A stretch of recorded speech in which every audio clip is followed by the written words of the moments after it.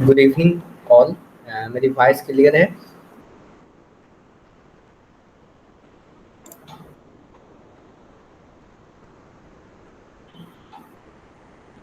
Okay, screen visible है।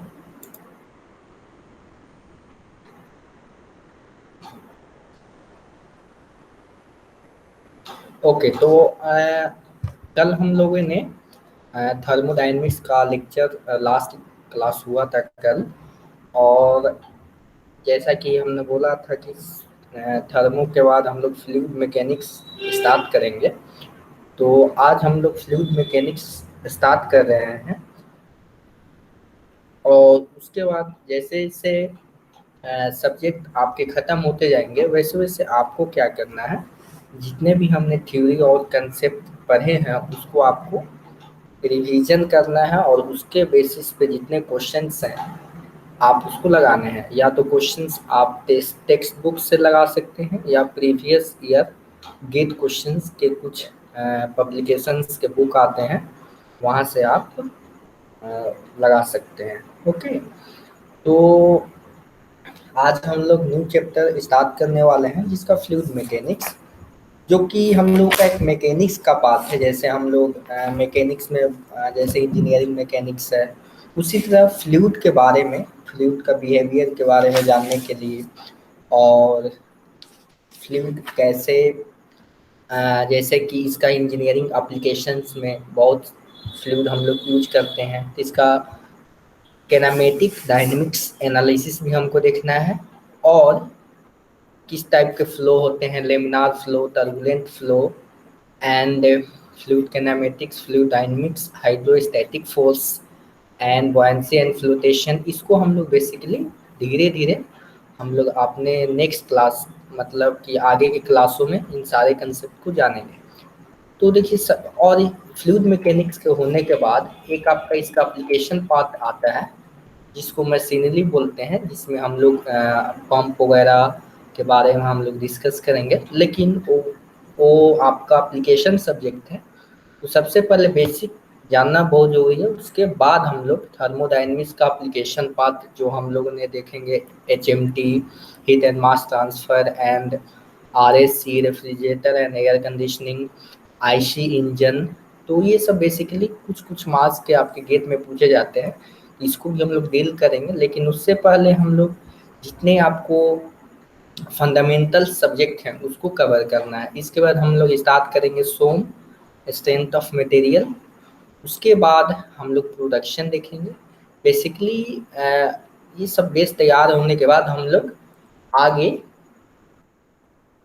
Application path पे जाएंगे। क्लियर है? क्योंकि सारे गेट एग्जामिनेशन में इसी का सबसे ज़्यादा, मतलब जो जिसका वेटेज सबसे ज़्यादा है उसको हम लोग कवर करने की कोशिश करेंगे। ओके, तो चलिए यहाँ तक तो क्लियर होना चाहिए बात जो भी मैंने बोला। इसके बाद और कुछ स्टूडेंट आप लोगों में से रेगुलर नहीं हैं, तो मैं बता देना चाहूँगा कि जो स्टूडेंट रेगुलर नहीं है उनको फिर दिक्कत होगी, क्योंकि एक बार लाइव क्लास छूट जाने के बाद कम चांसेस होते हैं कि आप उसको रिकॉर्डेड में देख पाएँ। तो क्योंकि रिकॉर्डेड आप उतना आप इंटरेस्ट नहीं आ पाता है जितना आपको लाइव में आ पाएगा। क्लियर है ना? चलिए, तो हमारा फर्स्ट चैप्टर है प्रॉपर्टीज ऑफ फ्लूइड, यानी फ्लूइड प्रॉपर्टीज के बारे में हम लोगों को जानना है। देखिए, फ्लूइड जानेंगे सबसे पहले। फ्लूइड क्या है? तो इसको फ्लूइड तो आप जानते हैं। फ्लूइड किसको बोलते हैं? Ability to flow. कुछ ऐसे सब्सटेंस जिनमें फ्लो होने की एबिलिटी हो उसको फ्लूइड बोलते हैं। जैसे कि लिक्विड हो गया, वाटर हो गया, एयर हो गया, गैसेस हो गए, लिक्विड्स हो गए, ये सब क्या है? फ्लूइड्स हैं। तो लिक्विड एंड गैसेस को मिलाकर एक टर्म दिया गया जिसको फ्लूइड बोलते हैं। लिक्विड एंड गैसेस को हम लोग क्या बोलते हैं? फ्लूइड बोलते हैं। ठीक है, इसको साइंटिफिक वे से कैसे हम लोग डिफाइन करते हैं? Substance which is capable of flowing और deforming under the shear force. Actually क्या है, सपोज हमारे पास ये वाटर है, सपोज मान लीजिए ये वाटर है, और इस पे हम लोग फोर्स अप्लाई कर रहे हैं। ये फोर्स कुछ भी हो सकता है, कम कम से कम भी हो सकता है, ज़्यादा से ज़्यादा भी हो सकता है। तो इसको इस तरह से डिफाइन किया गया है कि थोड़ा सा भी फोर्स लगेगा। फोर्स क्या होता है? Shear force. शेयर फोर्स किसको बोलते हैं? जैसे कि अगर ये हमारे पास कोई प्लेन सरफेस है और इस प्लेन सरफेस के पैरेलल हम लोग फोर्स लगा रहे हैं, तो इसको क्या बोलेंगे? शेयर फोर्स बोलेंगे। और सपोज अगर इसके नॉर्मल फोर्स लगाते हैं तो इसको क्या बोलते हैं? हम लोग नॉर्मल फोर्स बोलते हैं। जो कि स्ट्रेंथ ऑफ मटेरियल में इसको शेयर फोर्स क्या होते हैं, नॉर्मल फोर्स क्या होते हैं, इसको हम लोग वहाँ पे ब्रीफ में पढ़ेंगे। लेकिन आपको जानना है कि शेयर फोर्स क्या होता है। पैरेलल टू द सरफेस, जिस सरफेस पे हमको फोर्स अप्लाई करना है उसके पैरेलल क्या होना चाहिए? हमारा फोर्स होना चाहिए। तो इस तरह से डिफाइन किया गया है। And this is the classical definition of fluid. ये क्लासिकल डिफिनेशन है फ्लूइड का। अब देखिए, सपोज ये हमारे पास फ्लूइड एलिमेंट है। Okay, this is our fluid element. और इस यहाँ पे क्या हो रहा है? यहाँ पे इस फ्लूइड एलिमेंट पे हम लोग फोर्स लगा रहे हैं, सपोज एफ। ओके, तो ये क्या होगा? फोर्स लगाने के बाद कंटिन्यूअस डिफॉर्म होते जाएगा। जैसे कि सपोज अगर आपके पास एक ग्लास है और इस ग्लास में वाटर है। ओके, अगर इस ग्लास को आप रोटेट करेंगे 180 डिग्री से, तो ग्लास इस तरह से हो जाएगा। और जो ग्लास में जितने भी वाटर मॉलिक्यूल्स हैं वो ग्रेविटी के कारण ये नीचे आएंगे। इसका मतलब क्या हुआ कि ग्रेविटी जो है यहाँ पे शियर फोर्स का आपका काम कर रही है, वर्क कर रही है। यहाँ पे ग्रेविटी किसका काम कर रही है? शियर फोर्स का काम कर रही है। और ये जो शियर फोर्स है इसका डिफॉर्मेशन क्या होगा? सबसे पहले सपोज यहाँ पे वाटर मॉलिक्यूल था, सपोज यहाँ पे एक वाटर मॉलिक्यूल था, तो हम लोग देखेंगे क्या 1 सेकेंड में इतना डिस्टेंस ट्रेवल किया। लेकिन वही 2 सेकेंड में कुछ हाई डिस्टेंस ट्रैवल करेगा। तो इसका मतलब क्या हुआ कि यहाँ पर इसका डिफॉर्मेशन टाइम के रिस्पेक्ट में क्या होता है? चेंज होता है। ठीक है ना? टाइम के रिस्पेक्ट में क्या हो रहा है? चेंज हो रहा है डिफॉर्मेशन। यानी ये जो है पूरा लिक्विड इस तरह से डिफाइन किया गया है हमारे फ्लूइड को। अब देखिए, फ्लूइड में कौन कौन से पार्ट्स आएंगे? लिक्विड्स आएंगे, गैसेस आएंगे एंड वेपर्स आएंगे। और आपका जितने लिक्विड्स में जितने टाइप के लिक्विड्स हैं, वाटर हो गया, ऑयल हो गया, केरोसिन हो गया, पेट्रोलियम हो गया। गैसेस में क्या हो गया? H2 हो गया, हीलियम हो गया, ऑक्सीजन हो गया। पेपर में सपोज वाटर पेपर हो गया। ये सब क्या हो जाएंगे? फ्लूइड्स के एग्जाम्पल होंगे। अब देखिए, फ्लूइड्स में तो मैंने बता दिया फ्लूइड्स का डिफिनेशन। लेकिन हम लोग जानना चाहें कि मेनली सॉलिड और फ्लूइड्स में क्या डिफरेंस है। तो देखिए, सॉलिड में जो होता है, जो डिफॉर्मेशन होता है, सपोज ये हमारे पास एक सॉलिड सब्सटेंस है, this is our solid substance. इसको क्या करेंगे? यहाँ से फोर्स लगाएंगे तो ये क्या होगा? ये फोर्स यहाँ पर इसको फोर्स लगाएंगे तो ये बेंड हो जाएगा कुछ इस तरीके से। और जैसे ही फोर्स हम लोग हटा लेंगे तो ये क्या करेगा? बैक आने की कोशिश करेगा। ओके, ये बैक आने की कोशिश करेगा। लेकिन फ्लूइड में ऐसा नहीं है। फ्लूइड में क्या है? अगर आपने एक बार फोर्स लगा दिया तो क्या हो जाएगा? वो दूसरा जिस पोजीशन पे है उस पोजीशन पर ही पर रहेगा, आगे ये प्रोसीड करते जाएगा। क्योंकि क्योंकि इसके पास वो फ्लूइड के पास टेंडेंसी नहीं होती है कि वो कम बैक कर सके ओरिजिनल पोजीशन। ओके, और लेकिन सॉलिड के पास क्या होता है? उतना पोटेंशियल होता है, क्योंकि मॉलिक्यूल्स क्या होते हैं? क्लोज पैक होते हैं इसमें। तो क्लोज पैक होने के कारण सॉलिड क्या चाहेगा कि मैं अपने सारे मॉलिक्यूल को कंपैक्ट रखूं। उसी तरह फ्लूइड में क्या होता है? फ्लूइड में जो होता है डिफॉर्मेशन होता है। डिफॉर्मेशन टाइम के रिस्पेक्ट में चेंज होता है। जैसे मैंने बताया था कि यहाँ पे वाटर ग्लास है और ग्लास से वाटर रिलीज कर रहे हैं, तो देखेंगे हर सेकेंड के बाद इसका डिफॉर्मेशन बढ़ते जाएगा। सपोज इसने 1 सेंटीमीटर डिस्टेंस ट्रेवल किया था वाटर मॉलिक्यूल 1 सेकेंड में, उसी वही 1 सेकेंड में क्या हो जाएगा? सेकेंड सेकेंड में कुछ इसका चेंज हो जाएगा। समझ पा रहे हैं ना? अब देखिए, अब सॉलिड में और लिक्विड्स में डिफरेंस समझ में आ गया। अब हम लोग जानेंगे फॉर ए स्टैटिक फ्लूइड, अगर कोई हमारे पास स्टैटिक फ्लूइड है, सपोज कंटेनर में आपका फ्लूइड रखा हुआ है, तो इसका शेयर फोर्स कितना होगा? जीरो होगा। शेयर फोर्स कितना होगा? इसका शेयर फोर्स जीरो होगा। अब देखिए, यहाँ तक आप लोगों को क्लियर है। इसके बाद हम लोग मेन फ्लूइड का डिफिनीशन हमने देखा। डिफिनीशन के बाद हमने सॉलिड और फ्लूइड में डिफरेंस समझा, और स्टैटिक फ्लूइड के लिए हमारा शेयर फोर्स क्या होता है? जीरो होता है। तो यहाँ तक क्लियर है? बताइए, यहाँ तक क्लियर है आप लोगों को? कोई डाउट है तो बोलिए। ओके, चलिए वेरी गुड। अब नेक्स्ट हम लोग फ्लूइड प्रॉपर्टीज के बारे में जाएंगे। प्रॉपर्टीज क्या होते हैं? प्रॉपर्टीज उसको बोलते हैं जिसको हम लोग मेजर कर सके। जैसे कि किस क्या मेजर कर सके? जैसे कि हमारे पास फ्लूइड है, फ्लूइड के पास कुछ कैरेक्टरिस्टिक्स हैं, कुछ इस टाइप के गुण है जिसको मेजर कर सके। जैसे कि फ्लूइड का क्या है, हम लोग वेट मेजर कर सकते हैं, वॉल्यूम मेजर कर सकते हैं, और बहुत सारे और फिजिकल प्रॉपर्टीज मेजर कर सकते हैं। लेकिन फ्लूइड मैकेनिक्स में जो हमको प्रॉपर्टीज की ज़रूरत है उसको मेजरमेंट करेंगे और उसके बारे में जानेंगे। जैसे कि डेंसिटी आप लोग बचपन से जान रहे हैं कि मास बाई वॉल्यूम होता है, और इसका डायमेंशनल फार्मूला क्या होता है? ml⁻⁻3। ओके, तो ये चीज़ें हो गई। और डेंसिटी जो होता है ना, टेम्परेचर और प्रेशर पे डिपेंड करता है। क्योंकि अगर देखे होंगे आप लोग कि जैसे कि सपोज आपके पास वाटर है, एयर है आपके पास, तो एयर का अगर 20 डिग्री पे डेंसिटी कुछ है, मान लीजिए 1 है, तो वही 15 डिग्री पे कुछ इससे क्या हो जाएगा? डिफरेंट हो जाएगा, ठीक है ना? डिफरेंट हो जाएगा, क्योंकि जो डेंसिटी है वो हमारा किस पे डिपेंड करता है? टेम्परेचर एंड प्रेशर पे।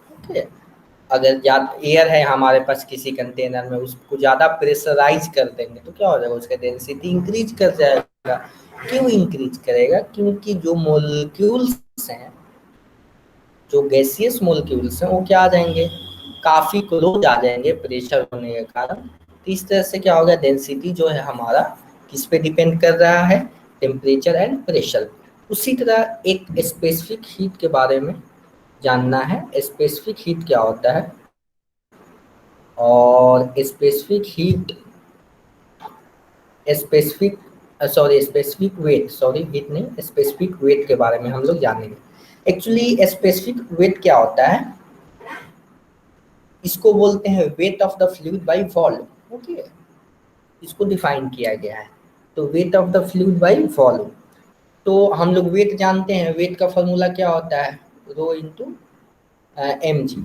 एम जी होता है ना वेट का फॉर्मूला। किसी सब्सटेंस का अगर वेट हमको निकालना है तो उसको क्या करते हैं? M G mass into gravitational constant G से क्या करते हैं? हम लोग मल्टीप्लाई करते हैं। तो इसका क्या हो जाता है? हम लोगों को स्पेसिफिक वेट का फॉर्मूला मिल गया। और मास बाई वॉल्यूम को क्या लिख सकते हैं? डेंसिटी लिख सकते हैं। डेंसिटी लिखा जा सकता है। डेंसिटी हो गया, ये हमारा क्या हो जाएगा? स्पेसिफिक वेट का फॉर्मूला हो जाएगा। इसके बाद अब हम लोग जानना एक टर्म है absolute quantity and non absolute quantity. Actually ये वो होता क्या है? देखिए, डेंसिटी कभी भी कहीं चेंज नहीं होगा। क्यों चेंज नहीं होगा? क्योंकि डेंसिटी मास बाई वॉल्यूम होता है, और मास कहीं भी चेंज नहीं हो सकता है। वेट चेंज होता है, आपको समझ में आ रहा है? वेट चेंज होता है लेकिन मास चेंज नहीं होता है। क्योंकि मास क्या है? मास जो है आपका कंपैक्टनेस है मॉलिक्यूल्स का। ओके, तो अगर आप मून पे भी चले जाते हैं तो डेंसिटी सेम रहेगा, लेकिन स्पेसिफिक वेट में अंतर आ जाएगा। समझ पा रहे हैं ना? तो डेंसिटी क्या है? डेंसिटी एब्सोल्यूट क्वांटिटी है, and specific with un absolute quantity यानी नॉन एब्सोल्यूट क्वांटिटी है। क्योंकि ये अलग अलग पोजीशन पे अलग अलग इसका वैल्यू होता है। क्योंकि अगर मान लीजिए हाई ये हमारा अर्थ का है सरफेस है, अर्थ का सरफेस है, और हायर एल्टीट्यूड पे जाएंगे तो जी का वैल्यू क्या होता है, डिक्रीज होता है। आप लोगों ने 11th में पढ़ा होगा, जी का, जी मतलब ग्रेविटेशनल फोर्स का वैल्यू क्या होता है, डिक्रीज होता है। इसका मतलब क्या हुआ कि जो स्पेसिफिक वेट है, स्पेसिफिक वेट क्या होता है, ये वेरी कर सकता है लेकिन डेंसिटी वेरी नहीं करेगा। क्लियर है ना? अब देखिए स्पेसिफिक ग्रेविटी क्या होता है, एक ये प्रॉपर्टीज है किसके बारे में, फ्लूइड के बारे में, ये इस प्रॉपर्टीज को भी जानना है। स्पेसिफिक ग्रेविटी किसको बोलते हैं, डेंसिटी ऑफ फ्लूइड, कोई भी फ्लूइड लीजिए, ठीक है ना, सपोज मैंने क्या किया, ऑयल ले लिया, और density of standard fluid, standard fluid किसको बोलते हैं, जैसे कि हमारा लिक्विड के केस में हमारा स्टैंडर्ड फ्लूइड वाटर होता है। तो जैसे कि हम न किसी का रिफरेंस लेते हैं, किसी न किसी से किसी को कंपेयर करते हैं, तो कंपैरिजन के लिए हम लोग किसका वो रिफरेंस लेते हैं, वाटर को। लेकिन स्पेसिफिक ग्रेविटी क्या है, इन दोनों का रेशियो है। अगर सपोज फ्लूइड का डेंसिटी 900, लिक्विड का डेंसिटी है 950, और वाटर का डेंसिटी है 1000, तो स्पेसिफिक वेट कितना हो जाएगा, 9.5। क्लियर है? तो स्पेसिफिक ग्रेविटी का मतलब क्या होता है कि किसी के रिस्पेक्ट में किसी के डेंसिटी को देख रहे हैं हम लोग। क्लियर है? अब देखिए, अब फॉर लिक्विड के लिए हम लोगों ने मान लिया और साइंटिस्ट का दिया हो, तो वाटर को जनरली हम लोग यूज करते हैं। और गैसेस में एयर हो सकता है या हाइड्रोजन हो सकता है। और एक और मैं बात बता दूं, at a given temperature and pressure, क्यों, क्योंकि टेम्परेचर और प्रेशर वेरी कर सकता है। तो जैसे मैंने बताया था कि डेंसिटी जो होता है टेम्परेचर और प्रेशर के कारण वेरिएशन होता है। क्लियर है? टेम्परेचर और प्रेशर के कारण वेरिएशन होता है, और वेरिएशन होने के कारण आपका स्पेसिफिक ग्रेविटी में भी वेरिएशन हो सकता है। तो इसीलिए हम लोग ये कहाँ पे कैलकुलेट कर रहे हैं, at a given temperature and pressure, मतलब इसका टेम्परेचर और प्रेशर कहीं ना कहीं फिक्स होगा। अगर टेम्परेचर का वैल्यू 20 डिग्री सेंटीग्रेड है सपोज, एंड प्रेशर 1 atm है, तो इसी पर ही हम लोग क्या करेंगे, इसी कंडीशंस पे हम लोग वाटर का डेंसिटी लेंगे, तब इसी कंडीशन पे हम लोग डेंसिटी ऑफ फ्लूइड से कंपेयर कर सकते हैं। क्लियर है यहाँ तक? यहाँ तक क्लियर है? इसके बाद एक टर्म आता है relative density versus specific density. तो देखिए रिलेटिव डेंसिटी क्या है, ratio of any two fluid density. Suppose हमने क्या किया, डेंसिटी ऑफ ऑयल ले लिया, सपोज क्या किया हमने, ये किरोसिन ऑयल ले लिया, किरोसिन ऑयल ले लिया, और डेंसिटी ऑफ सनफ्लावर ऑयल ले लिया। तो इन दोनों को क्या बोलेंगे, रिलेटिव डेंसिटी बोलेंगे। लेकिन स्पेसिफिक ग्रेविटी में क्या होता है, स्पेसिफिक ग्रेविटी में हम लोगों को एक फिक्स्ड रेफरेंस लेना होता है, क्योंकि क्योंकि हमको किसी ना किसी स्टैंडर्ड फ्लूइड से तो कंपेयर करना पड़ेगा। सारे फ्लूइड्स को हम लोग तो स्टैंडर्ड नहीं बना सकते, ठीक है ना, इसलिए हम लोग वाटर को क्या किए हैं, अपना स्टैंडर्ड फ्लूइड इसको हमने मान लिया है। क्लियर है? अब देखिए इसके बाद यहाँ तक क्लियर है, बताइए यहाँ तक पॉइंट्स क्लियर है?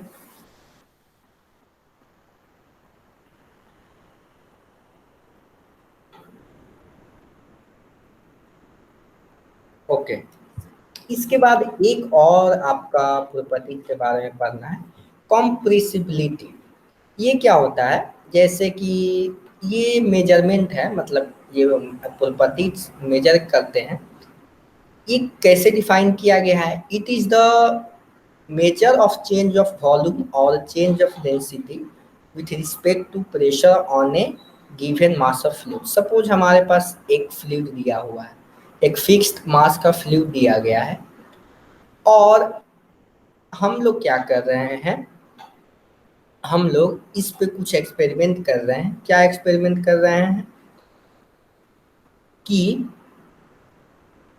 प्रेशर के चेंज होने के कारण, अगर हमने सपोज ये 1 atm पे था, तो अगर हमने थोड़ी देर के बाद 2 एटमॉस्फेरिक प्रेशर इस पे हमने दिया, तो कितना वॉल्यूम में चेंज आएगा, वॉल्यूम यानी डेंसिटी में चेंज आएगा। वॉल्यूम और डेंसिटी क्या है, एक दूसरे से रिलेटेड है, इसीलिए हम लोग क्या बोल रहे हैं कि वॉल्यूम में चेंज और डेंसिटी में चेंज दोनों कहीं ना कहीं एक दूसरे से रिलेटेड है।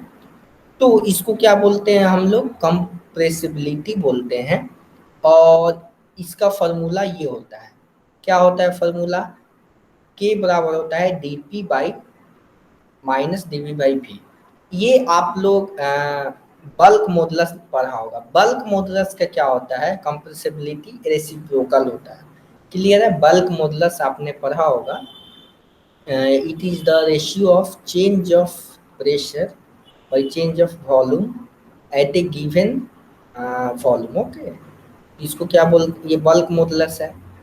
और बल्क मॉडुलस का हमारा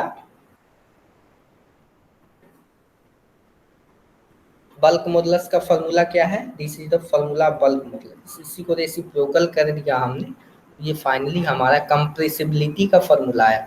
आप बीटा से नहीं समझिएगा कि ये बल्क मॉडुलस, ये क्या है एक्चुअली में, ये आपका कंप्रेसिबिलिटी है। बीटा का मतलब कंप्रेसिबिलिटी है, यहाँ पे हमने आपको इंडिकेट किया है। अब देखिए, इसके बाद थोड़ा सा हम लोग डेंसिटी और वॉल्यूम में कुछ रिलेशन लाने वाले हैं इस फॉर्मूले के लिए। क्योंकि देखिए, हम क्या चाह रहे हैं कि डी वी बाई वी को डेंसिटी से रिप्लेस करने के लिए, तो उसके लिए हम लोग जानते हैं कि मास क्या होता है, मास बराबर सॉरी डेंसिटी बराबर क्या होता है, मास बाई वॉल्यूम होता है। ठीक है, तो मास बराबर क्या हो जाएगा, डेंसिटी इंटू वॉल्यूम। ठीक है, मास बराबर, तो इसी को हमने यहाँ पे लिखा हुआ है। और इसको क्या किया हमने, डिफरेंशिएशन किया कि क्यों कर रहे हैं, कुछ यहाँ से हम लोगों को एक मैथमेटिकल एक्सप्रेशन मिल रहा है, इसलिए हम इस तरीके से कर रहे हैं। तो जब हमने इसको यूवी मेथड, आप यूवी मेथड पढ़े होंगे, डी एक्स बाई, इसको क्या करते थे, U D V by D X plus V D you by D X, इस तरीके से हम लोग डिफरेंशिएशन करते थे ना, उसी को हमने यहाँ पे यूज किया है।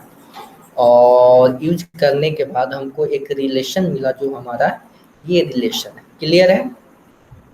अब देखिए हमने क्या किया, डी वी बाई वी के जगह पर minus D rho by rho को सब्स्टिट्यूट किया, और फाइनली हमारा इक्वेशन ये बन गया। ठीक है, ये इक्वेशन बहुत फंडामेंटल है, इसको आपको ध्यान में रखना है और इसको रिमेम्बर कर लेना है।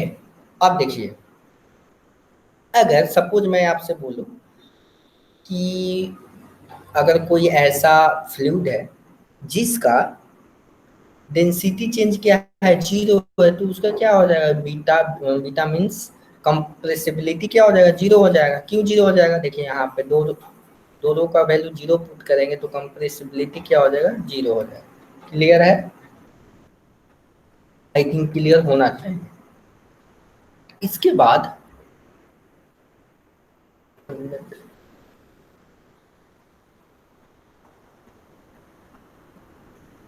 वेट वेट प्लीज,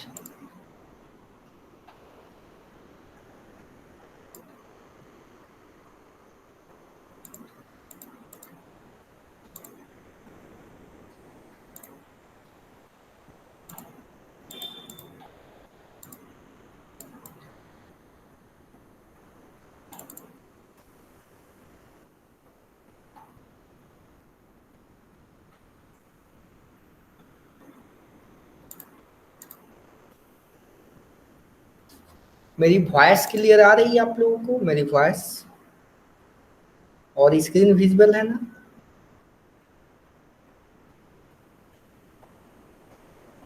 हेलो, मेरी वॉइस आ रही है, ओके ओके। और वॉइस तो ब्रेक नहीं हो रही है, क्योंकि आई थिंक लग रहा है मेरे को नेटवर्क इशू है मेरे पास, कोई वॉइस तो लैग नहीं हो रहा है।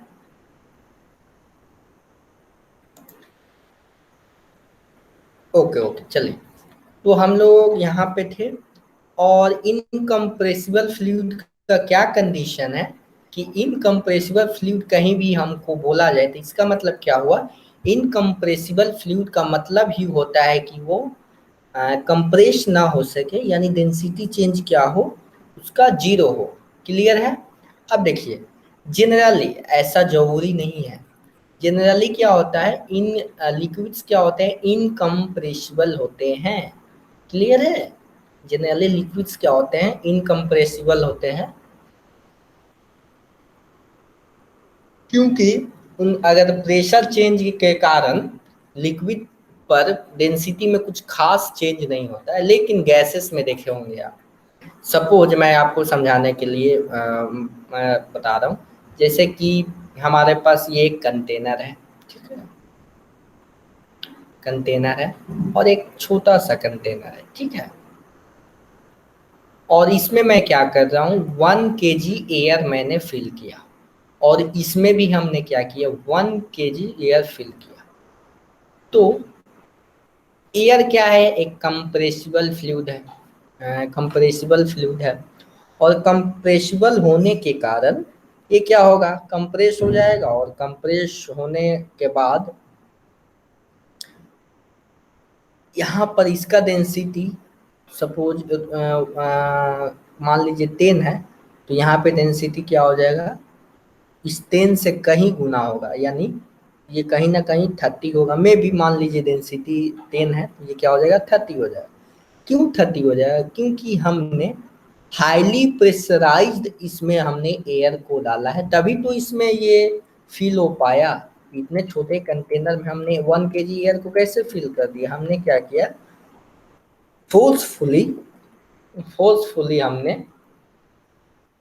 हमने एयर को प्रेशर के अगेंस्ट हमने इसमें फिल किया है, इसलिए जो एयर है फिल हो गया है, इसीलिए इसको कंप्रेसिबल गैसेस क्या होते हैं, कंप्रेसिबल होते हैं। अब देखिए, इनकम्प्रेसिबल फ्लूइड का क्या कंडीशन है, जो डेंसिटी होगा प्रेशर के रिस्पेक्ट में क्या होगा, जीरो होगा, क्योंकि आप कितना भी प्रेशर लगा दीजिए, लिक्विड का कहना है कि आप प्रेशर चेंज करें या ना करें, मैं तो नहीं बदलने वाला। क्यों नहीं बदलने वाला, क्योंकि मेरे पे कोई इफेक्ट ही नहीं पड़ेगा। समझ पा रहे हैं ना? तो लिक्विड्स पे प्रेशर का डिफरेंस जनरली इफेक्ट नेग्लेक्ट करते हैं। ओके, चलिए इसके बाद थोड़ा सा टेक्निकल टर्म में आते हैं, कंप्रेसिबिलिटी प्रॉपर्टीज के बारे में पढ़ रहे हैं, तो उसमें छोटे छोटे टर्म्स हैं, उसको जानते हैं। देखिए, isothermal compressibility of ideal gas. Ideal gas का, क्योंकि जनरली हम लोग किसका डिस्कस करने वाले हैं, आइडियल गैस के बारे में ही डिस्कस करने वाले हैं। और आइडियल गैस का कंप्रेसिबिलिटी जानेंगे किस कंडीशन में, आइसोथर्मल कंडीशन में। अब देखिए, इसके बाद हम लोग फार्मूला लिखेंगे पहले कंप्रेसिबिलिटी का, और बल्क मॉडुलस का, दोनों को मैंने फार्मूला यहाँ पे लिख दिया है, दोनों एक दूसरे का रेसिप्रोकल है। और पी भी बराबर एम आर टी लिख सकते हैं। क्यों लिख सकते हैं, थर्मोडायनेमिक्स में हमने देखा था कि आइडियल गैस के लिए दिस इक्वेशन होता है, तो हम इसको यहाँ लिख सकते हैं। और क्या लिख सकते हैं, P बराबर M by V R T लिख सकते हैं हमने, और P बराबर रो आर टी, ठीक है। और इसको डिफरेंशिएट किया हमने, ठीक है, किसके रिस्पेक्ट में, डीपी डेंसिटी के रिस्पेक्ट में। तो देखिए, डीपी बाई डी एस क्या आ गया, आर टी आ गया, और रो को क्या किया, यहाँ से सब्स्टिट्यूट कर दिया। रो को क्या किया, rho is equal to p by r t हमने लिखा, और दोनों को मल्टीप्लाई किया। क्यों मल्टीप्लाई किया, देखिए यहाँ पे, देखिए है ना, तो ये क्या हो जाएगा, कट जाएगा। तो इसका मतलब क्या हुआ कि जो हमारा कंप्रेसिबिलिटी है वो किसके बराबर हो जाएगा, प्रेशर के बराबर हो जाएगा। क्लियर है यहाँ तक, आइसोथर्मल कंप्रेसिबिलिटी समझ आया। अब नेक्स्ट आगे देखने वाले हैं एडियाबेटिक कंप्रेसिबिलिटी, मतलब adiabatic bulk modulus of an ideal gas. Bulk modulus बोले या कंप्रेसिबिलिटी बोले, दोनों टर्म एक दूसरे से रिलेटेड हैं। तो हम क्या कर रहे हैं, यहाँ पे एडियाबेटिक का डिस्कस कर रहे हैं, और पी भी के power gamma is equal to constant होता है। ये आप जानते होंगे कि एडियाबेटिक प्रोसेस का ये क्या है, कंडीशन है। ठीक है, ये तो आप जानते ही हैं।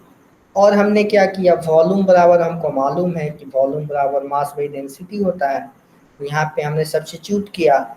इसके बाद हमने क्या किया, इसको सिंप्लीफाई करने के बाद, और मास क्या है, किसी कंटेनर में क्या होगा, मास तो कांस्टेंट रहता है। 1 kg लिया तो 1 kg हो गया, और 2 kg लिया तो 2 kg रहेगा, क्योंकि मास को तो कोई चेंज होना नहीं है, तो मास भी क्या है हमारा, कांस्टेंट है। और कांस्टेंट होने के कारण उसको राइट हैंड साइड में भेज देंगे। राइट हैंड साइड में भेजने से एक न्यू कांस्टेंट बन जाएगा, क्योंकि constant by anything equal to new constant. ठीक है ना। तो इसके बाद अब हमारा क्या हो गया, रो के power gamma into C equal to P, ये फाइनली इक्वेशन हमारा बन गया। सिंप्लीफाइड किया हमने सारे इक्वेशंस को, और इसके बाद हम क्या करेंगे, इसको डिफरेंशिएट करेंगे सर। अब इसको डिफरेंशिएट क्यों कर रहे हैं, हम इसलिए कर रहे हैं क्योंकि कंप्रेसिबिलिटी और बल्क मॉडुलस को यहाँ पे फॉर्मूला में लिखा गया कि चेंज के बाद, चेंज के रिस्पेक्ट में बात करते हैं, तो डिफरेंशिएशन की हेल्प से हम लोग क्या कर रहे हैं, उसको फाइंड कर रहे हैं। अब देखिए के क्या है, bulk modulus rho into d P by D rho, rho को रख दिया और d P by D rho. देखिए यहाँ पे हमने इसको फिल कर दिया, इक्वेशन 1 को यहाँ पे पुट किया है। ठीक है, इक्वेशन 1 को यहाँ पे पुट किया है, और इसके बाद के हमारा हो जाएगा, के बराबर हो जाएगा सी रो डेंसिटी के पावर गामा। और फाइनली हमने क्या किया, रो और सी को कंबाइन किया। रो और सी को कंबाइन करेंगे तो देखिए यहाँ से 1 मिनट, इसको क्या किया हमने, सॉरी इसको कंबाइन नहीं करेंगे, इसको क्या लिखेंगे हम लोग, इसी तरह रहने देंगे। और फाइनली हमारा जो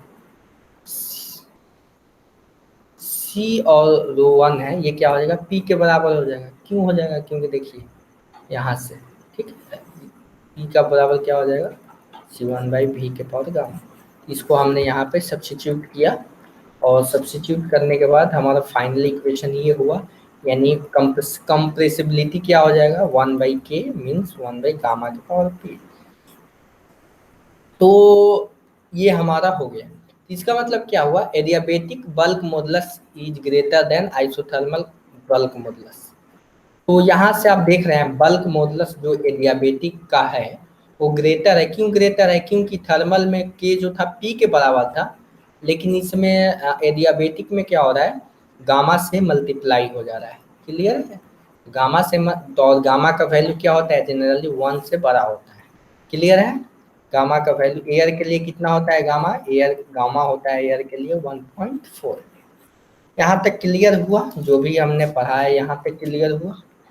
तो कौन कौन सा प्रॉपर्टीज के बारे में हमने पढ़ा, डेंसिटी के बारे में पढ़ा, स्पेसिफिक वेट के बारे में पढ़ा हमने, स्पेसिफिक ग्रेविटी के बारे में पढ़ा, कंप्रेसिबिलिटी के बारे में पढ़ा, और कंप्रेसिबिलिटी में दो टर्म्स को जाना, isothermal compressibility and adiabatic bulk modulus adiabatic compressibility, इन दोनों को जानना। और हमने ये भी देखा कि एडियाबेटिक बल्क मॉडुलस जो होता है ग्रेटर देन क्या होता है हमारा, ग्रेटर देन 1 होता है।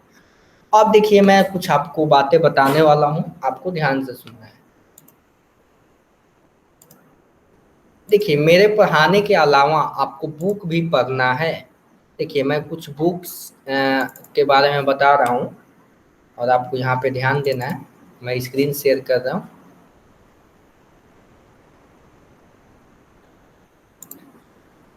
One minute.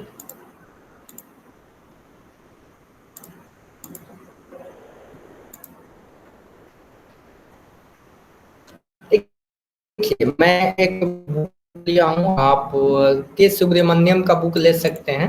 ठीक है, ये अच्छा बुक है, यहाँ से तो न्यूमेरिकल और थ्योरी पढ़ सकते हैं। देखिए जो मैंने यहाँ से आपको बताया, आपको बुक से भी उसको कुछ क्वेश्चंस लगाने और थ्योरी पढ़ने हैं। देखिए जैसे हमने बहुत सारी चीज़ें यहाँ पे मास का जो हमारा मास का एम्स डिनोट करते हैं, तो ये बुक पढ़ने से आपको बहुत सारी चीज़ें और क्लियर होते जाएंगे। क्लियर है ना? तो आपको बुक पढ़ना और क्वेश्चंस बनाना बहुत जरूरी है। देखिए कंप्रेसिबिलिटी का तो हमने पढ़ाया, लेकिन आप जब पढ़ने के बाद एक बार बुक पढ़ेंगे तो और ज़्यादा क्लियरिटी आएगी। क्लियर है? और ज़्यादा क्लियरिटी आएगी और न्यू न्यू और सम पॉइंट सीखने को मिलेंगे। तो मेरे पढ़ाने से आपको इतना आइडिया लग जाएगा कि पढ़ना क्या क्या है और किस टाइप के क्वेश्चंस आपको बनाने हैं। उसके बाद आप बुक से क्वेश्चंस बनाइए। देखिए यहाँ पे बहुत सारे क्वेश्चंस दिए रहते हैं। बहुत देखिए इसमें 3 स्टार्स मार्क का है, तो इसका मतलब क्या हुआ कि कुछ ऐसे भी क्वेश्चंस हैं इसमें डिफाइन की जो 3 स्टार्स का मतलब है थोड़ा सा इसका लेवल डिफिकल्टी है, और सेकेंड स्टार है जो ये मॉडरेट है, और 1 स्टार क्या है, इजी है। तो इस तरीके से आप इन बुक्स को फॉलो कर सकते हैं, क्योंकि बुक को आपको फॉलो तो करना ही पड़ेगा किसी भी हालत में। क्लियर है? चलिए इसके बाद और नेक्स्ट यहाँ तक क्लियर है? बताइए यहाँ तक क्लियर है आप लोगों को?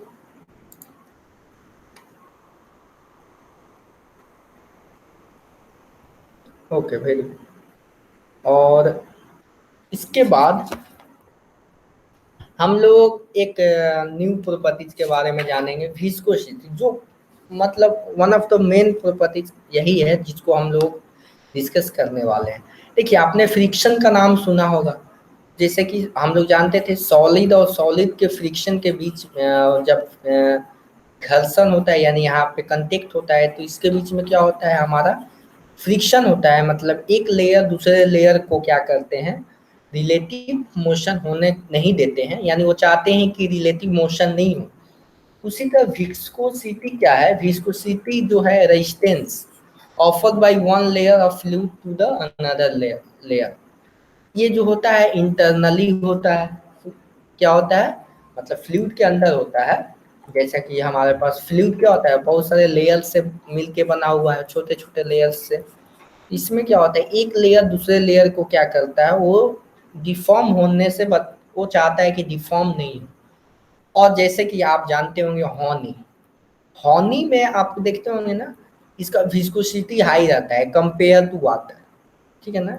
अगर आप वाटर को, अगर आप सपोज आप इसको फेंकते हैं, यानी आप फॉल कराते हैं कहीं पॉइंट से, तो ये क्विकली फॉल होगा। लेकिन हॉनी क्या होगा, थोड़ा सा जो होगा ना, इसके मोलिक्यूल्स क्या होते हैं, चिपचिपे टाइप के होते हैं, और इसमें विस्कोसिटी बहुत ज़्यादा होता है। उसी तरह आप ऑयल के बारे में देखते होंगे, ऑयल में विस्कोसिटी क्या होता है, ज़्यादा होता है कंपेयर टू वाटर। क्लियर है ना? तो इसको टेक्निकल शब्द में बताया गया कि देखिए जब तक हमारे पास फोर्स नहीं लगेगा लगेगा तब तक हम लोग उस जो सिस्टम पे क्या हो रहा है उसको एनालाइज नहीं कर पाएंगे। इसीलिए हमने क्या किया, टाउ। टाउ क्या है, शियर स्ट्रेस है। और देखिए जो हमारा विस्कोसिटी, जो शियर फोर्स ऐसा देखा गया कि डिपेंड करता है किस पे, चेंज, मतलब कि जो हमारा जो पार्टिकल है जो फ्लो हो रहा है उसके एंगुलर पोजीशन किस रेट से फ्लो हो रहा है, समझ पा रहे हैं ना, ये जो किस रेट से फास्टली फ्लो हो रहा है इसके प्रोपोर्शनल होता है। और इसको हम लोग इस तरह से डिफाइन करते हैं कि जो हमारा शेयर स्ट्रेस है directly proportional to D you by D y. यानी d you by D y क्या है कि हमारा जो यहाँ का वेलोसिटी है, यहाँ का जो वेलोसिटी ग्रेडियंट, तो वेलोसिटी ग्रेडियंट ज़्यादा होगा तो क्या होगा, विस्कोसिटी भी क्या होगा, विस्कोसिटी क्या हो जाएगा, अगर वेलोसिटी ग्रेडियंट ज़्यादा होगा तो फोर्स भी क्या हो जाएगा, ज़्यादा हो जाएगा। और आप लोग जानते हैं कि tau proportional to D you by D Y हो जाएगा। और इस प्रोपोर्शनलिटी को हटाने के लिए हम लोग कांस्टेंट का यूज करते हैं। तो ये जो कांस्टेंट आता है इसी को क्या बोलते हैं, विस्कोसिटी बोलते हैं। क्लियर है? और विस्कोसिटी क्या होता है, एक्चुअली ये एक इंटरनली रेजिस्टेंस है जो कि फ्लूइड के द्वारा आपका एग्जर्ट किया जाता है।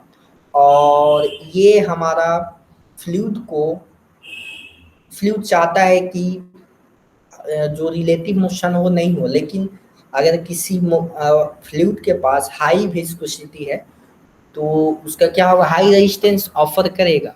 समझ पा रहे हैं ना? अब देखिए D theta by D T क्या है, एंगुलर डिफॉर्मेशन है किसका, उस एक वाटर मॉलिक्यूल्स का या एक फ्लूइड पार्टिकल्स का कितना डिफॉर्म कर रहा है टाइम के रिस्पेक्ट में।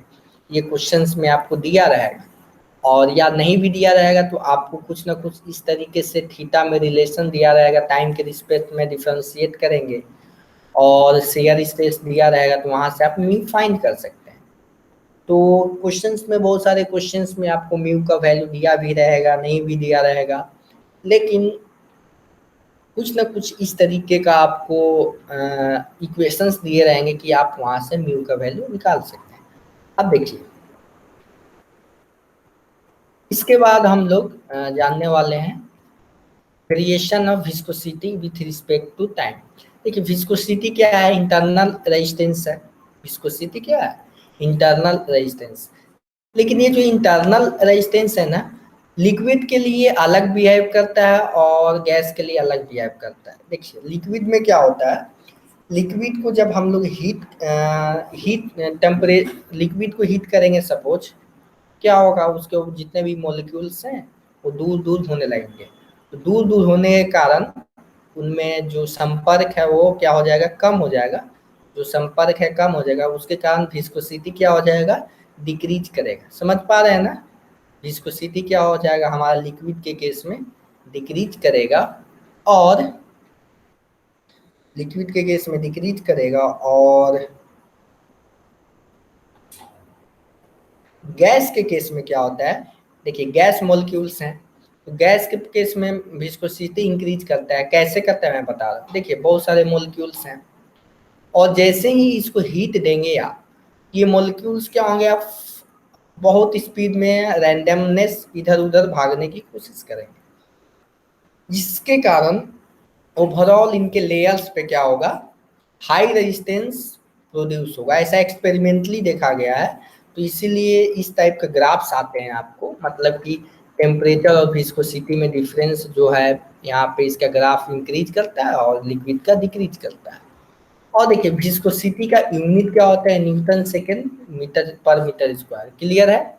और इसको कभी कभी क्वेश्चंस में पॉइस के भी में दिया रहता है यूनिट। देखिए पॉइस का मतलब क्या होता है कि ग्राम पर सेंटीमीटर पर सेकेंड। तो इसको क्या करना है, ये पॉइस और न्यूटन सेकेंड मीटर स्क्वायर में आपको ये रिलेशन ध्यान रखना है। 1 पॉइस बराबर क्या हो जाएगा, 0.1 न्यूटन सेकेंड मीटर स्क्वायर। तो मैंने क्या किया, उसी को ही सिंपली इस 10 को इधर डिवाइड करेंगे तो हमारा ये इक्वेशन आएगा। क्लियर है? अब देखिए इसके बाद कुछ और चीज़ें पढ़नी है, उससे पहले हमको क्या करना है, उससे पहले मैं आपको एक क्वेश्चन दे रहा हूँ। क्वेश्चन क्या है, क्वेश्चन आपको मैं दे रहा हूँ। देखिए क्वेश्चन क्या है, ध्यान से आपको सुनना है और इसका सॉल्यूशन बताना है। देखिए पर सबसे पहले यहाँ पे मैं आपको देता हूँ। देखिए कंप्रेसिबिलिटी और बल्क मॉडुलस का पहले फार्मूला लिख लीजिए, क्योंकि इसी का यूज होने वाला है। तो इसी बेस पे मैं एक क्वेश्चन आपको देने वाला हूँ। ये क्या है, कंप्रेसिबिलिटी का फार्मूला है। और क्वेश्चन क्या है इसको देखिएगा, the equation of A state for a liquid. Liquid के लिए इक्वेशन दिया गया है, P इक्वल टू प्रेशर का रिलेशन दिया गया है, ये डेंसिटी है। क्वेश्चन को डेंसिटी 1/2 प्लस 25, ये प्रेशर का इक्वेशन है कि प्रेशर इस डेंसिटी के रिस्पेक्ट में इस तरीके से वेरिएशन हो रहा है। तो आपको क्या निकालना है, बल्क मॉडुलस निकालना है। Find bulk modulus, bulk modulus of liquid at A pressure half 100 kPa, यानी आपका के का वैल्यू निकालना है। इसको फाइंड कीजिए, मैं आपको 3 मिनट्स का टाइम दे रहा हूँ। उसके बाद नहीं सॉल्व होगा तो मैं तो बनाऊंगा ही, पहले आप लोग इसको ट्राई करें। Please solve this question. थोड़ा सा डिफरेंशिएशन करना होगा आपको, बनाइए इसको।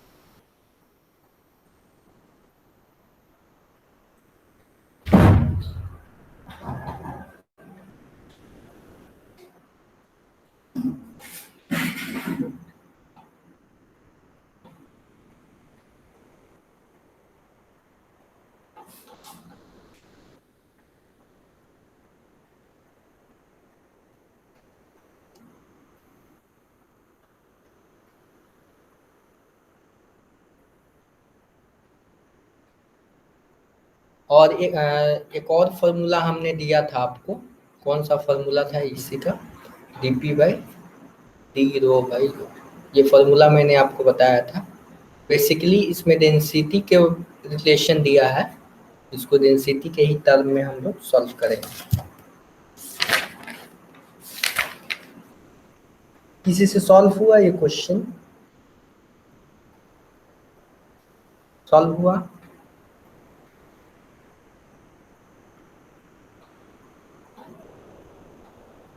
ओके ओके ओके, कोई बात नहीं। देखिए इसको कैसे सॉल्व करें।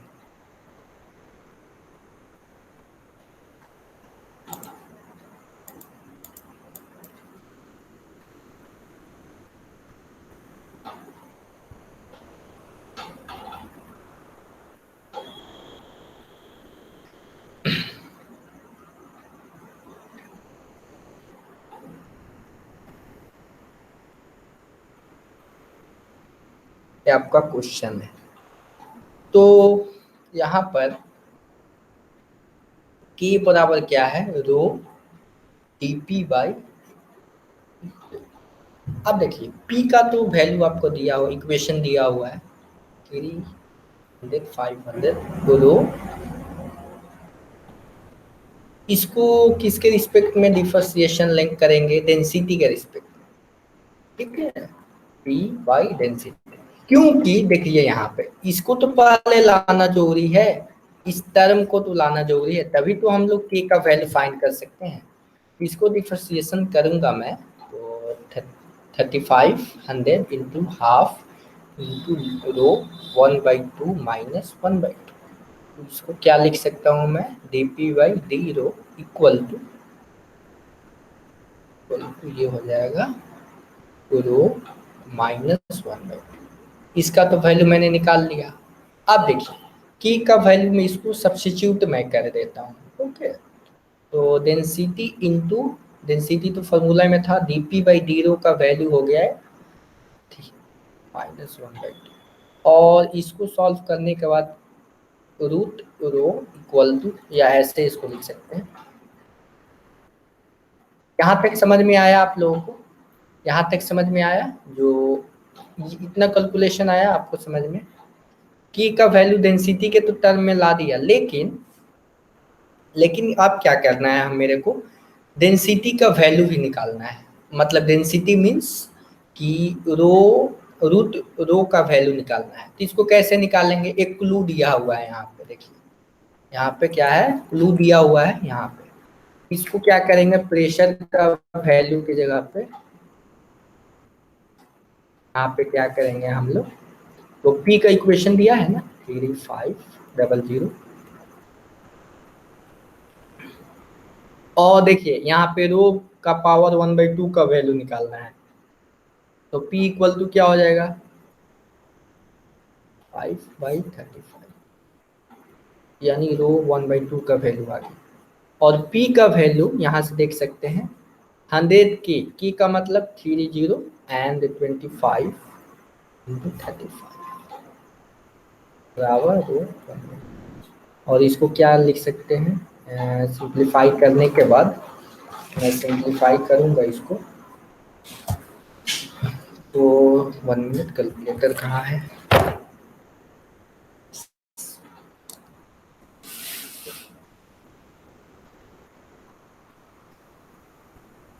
ओके, तो ये आपका आएगा 7500।